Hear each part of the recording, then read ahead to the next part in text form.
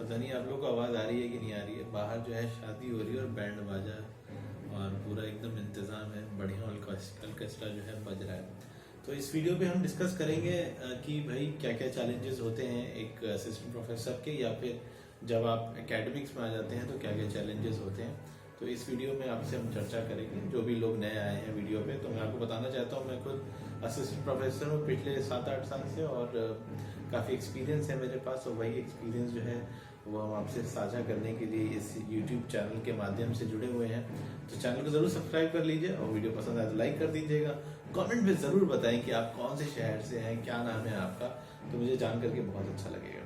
चलिए वीडियो की शुरुआत करते हैं चैलेंजेस से। मैंने कुछ पॉइंट्स नोट किए हुए हैं, और देखिए हर फील्ड में कुछ ना कुछ चैलेंजेस होते हैं। आप कोई भी फील्ड ले लीजिए, अगर ये बोला जाए कि आपकी फील्ड में या आपकी लाइफ में चैलेंजेस नहीं है, तो ये जो है कहना जो है वो गलत होगा। सबकी लाइफ में कोई ना कोई चैलेंजेस होते हैं, और चैलेंजेस होना ज़रूरी है, जिससे हमें खुद के बारे में पता चलता है कि हमारे अंदर क्या कमी है या क्या चीज़ की कमी है, उसको हमें कैसे पूरा करना, और क्या क्या प्रॉब्लम्स हैं। जब प्रॉब्लम सामने आती है तो उसका सोल्यूशन आता है। वैसे एकेडमिक्स भी इससे छूता नहीं है, बहुत सी प्रॉब्लम्स हैं एकेडमिक्स में।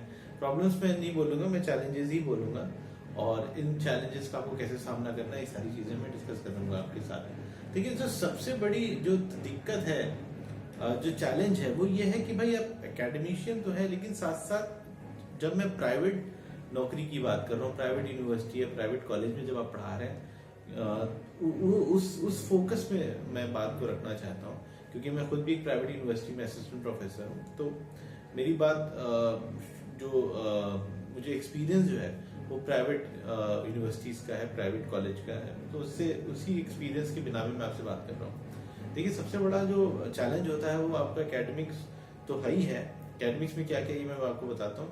नॉन एकेडमिक वर्क भी आपको काफ़ी करना पड़ता है। जैसे मैं अपना एग्जांपल आपको दूं, तो मैं एक पॉडकास्ट शो चलाता हूं, ठीक है। एक ड्रामा क्लब है, उसका मैं जो हूँ प्रेसिडेंट हूँ, और साथ ही साथ हमारा एक यूट्यूब चैनल है कॉलेज का, उसका भी मैं मेन चीफ एडिटर आप मान सकते हैं। एक हमारा न्यूज़ लेटर है, उसका भी मैं एडिटर हूँ, ठीक है।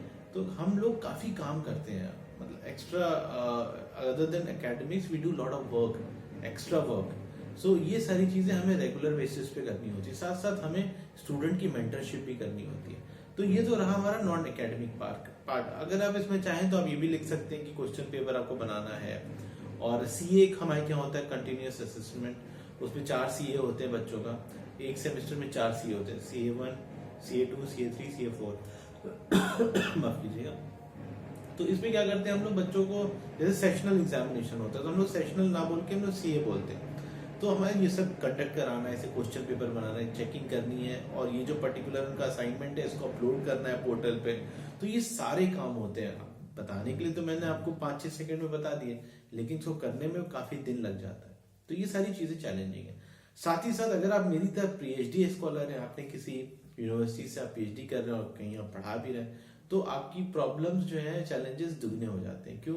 क्योंकि आपको अपनी पीएचडी भी फोकस करना है, आपको सुपरवाइजर से भी अपना कोऑर्डिनेशन अच्छा बैठाना है, आपको रिसर्च पेपर भी लिखना है। तो ये सारी चीजें जो है ना आपकी लाइफ में खूब ढेर सारे चैलेंजेस लेकर के आती है। इसका सोल्यूशन मैं आपको ये बताना चाहूंगा। सोल्यूशन देखिए सिंपल सा है। प्राइवेट की अगर आप यूनिवर्सिटी की बात करें तो ये हर जगह जो है ये चैलेंजेस अवेलेबल हैं। अब मेरे ख्याल से सरकारी में भी होंगे, लेकिन मुझे प्राइवेट का एक्सपीरियंस है तो मैं प्राइवेट के हिसाब से बता रहा हूँ। ये आपको हर जगह जो है ये चैलेंजेस मिलेंगे। इन चैलेंजेस का सामना कैसे करना है, इस पे बात करना जरूरी है। देखिए पीएचडी तो करना जरूरी है। अगर पीएचडी नहीं करेंगे आप, तो फिर आपकी उस एकेडमिक्स में कोई वैल्यू नहीं रहेगी। आप जो है वो एक तरह के ऑब्सोलीट हो जाएंगे। तो आपको कुछ ना कुछ आपको पीएचडी तो करना ही है साथ साथ।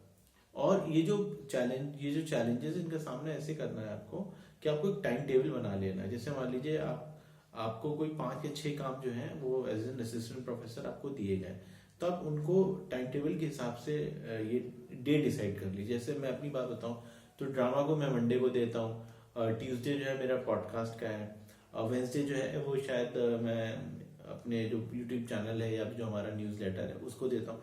तो ऐसे करके मैंने टाइम टेबल बनाया हुआ है। टाइम टेबल से क्या होता है, क्लैश नहीं होता है।